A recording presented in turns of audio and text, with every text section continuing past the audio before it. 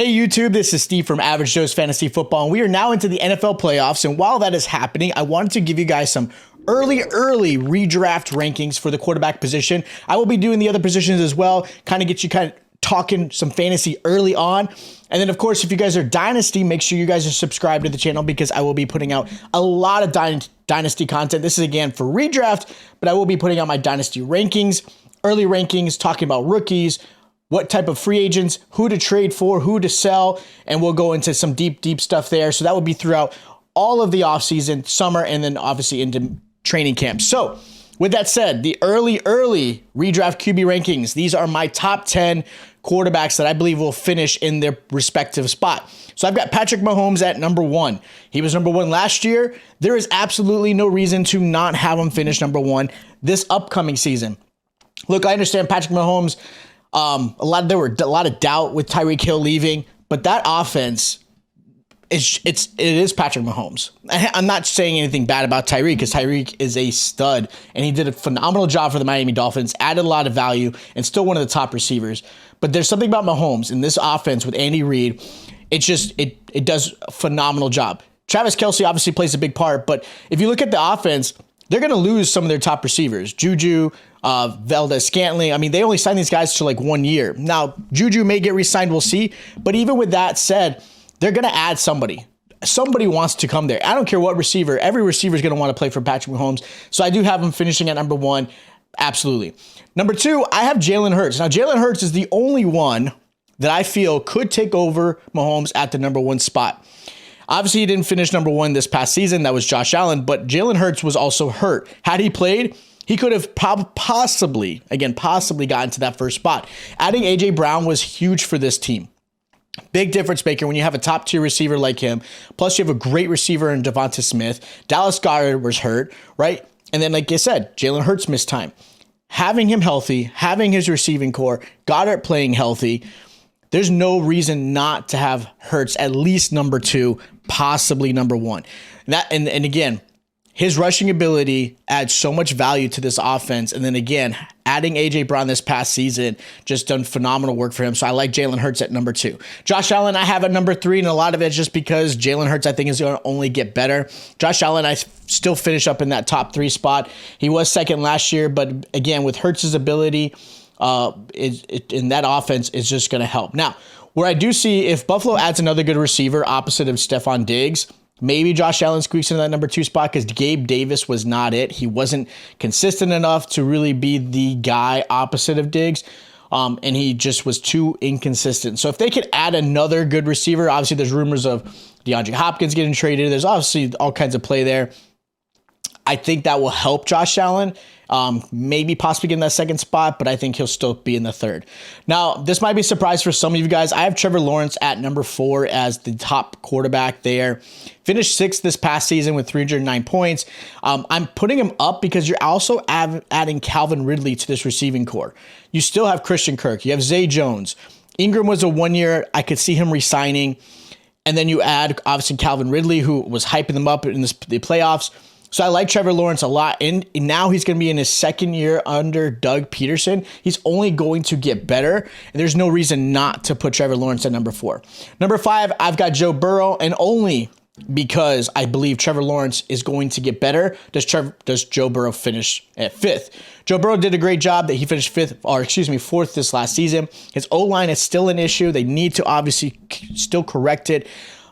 It wasn't, and I get it. The offensive line takes some time. They're going to get better, but I think that will help him. He still has some great receivers for him. Joe Mixon's still back there. There's a lot for the Bengals that, again, keeps Joe Burrow at the 5th. I don't know if I could do 4th, but definitely at the 5th spot just because I really, truly believe Trevor Lawrence is going to get better. Number 6, I've got Justin Fields. He finished 7th with 308 points. A lot of that obviously was through the ground, and his rushing ability is still going to be the reason why I have him at such a high value. You have to just, and again, this is so early, so we don't know what's going to happen this offseason, but you got to guess that they're going to get some receivers, right? Claypool was not a great trade. Mooney was hurt. That offense still needs some O-line play to help Justin Fields. But his rushing ability is the reason why I put him at number 6. He could go a little bit lower, but I expect a good receiver to come. Nothing great, but a good receiver, right? Hey, they may surprise me, but I do think there's going to be some value there. Number 7, I got Kirk Cousins.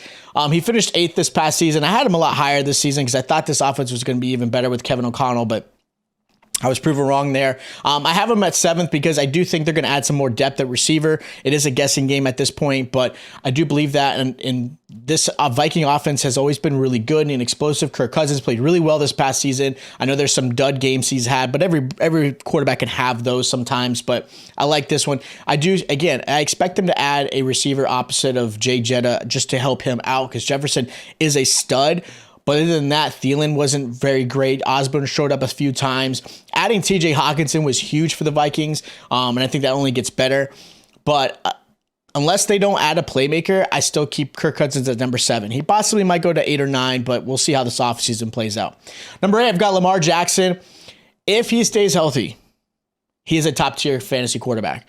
There are a lot of concerns with him. I put him in the 8th spot out of respect because of his ability and what he can do. His knee injuries concern me a lot. We don't know how healthy he's really going to be. Obviously, he's not playing these playoffs. He missed a lot of games this past season. He missed the games of the previous season as well due to injury. And the contract situation is still a big issue. If they do not sign him, there's a good chance he gets traded. Granted, whoever he gets traded to is going to give up a lot for him. Baltimore says they want him. I just don't know how committed they truly are. And there's going to be a lot this offseason, a lot of going back and forth. We'll see how that plays out. But if he does, and honestly, wherever he goes, I think he's still going to be a top-tier quarterback in fantasy. But I just don't have him quite higher due to some of that uncertainty. Number 9, I've got Justin Herbert. He finished 11th last season. A lot of it had to do with the offensive play calling wasn't so great. He had one game with Mike Williams, one game with Keenan Allen, maybe a couple games with both of them. There were just so many injuries at the receiving core. It really affected him a lot. Obviously, having Austin Eckler only helps, having the best running back in fantasy back there. But Justin Herbert definitely has some issues. I think he's still a little overhyped. I know a lot of people think it's a bad take, but I still think he's a little overhyped.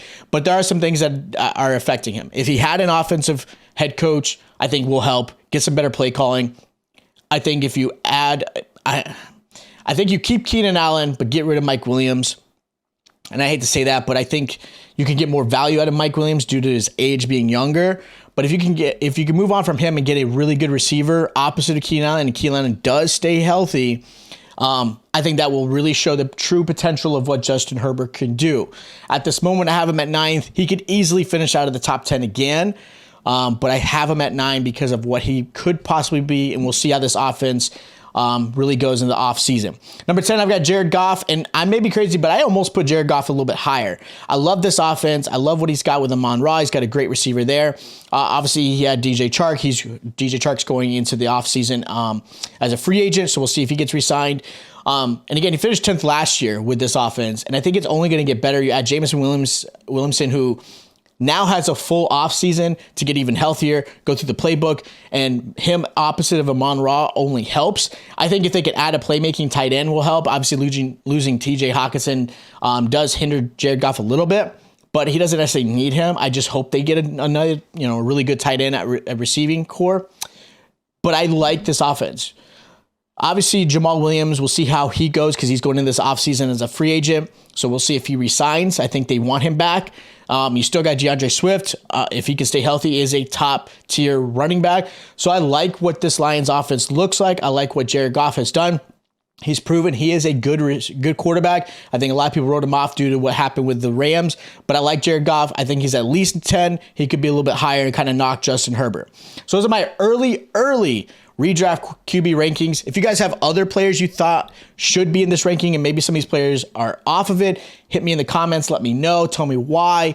I'd love to see your guys' perspectives and what your guys' thoughts are. If you guys enjoyed the content, make sure you hit that like button. Also, make sure you guys are subscribed to the channel. We'll be doing other early rankings. And of course, if you're in Dynasty, make sure you're subscribed. That way you can follow all the content we'll be putting out for trades and free agents and potential contracts, and obviously the rookies will be going in depth and all that, and then players you should be looking at as far as dynasty rankings there as well.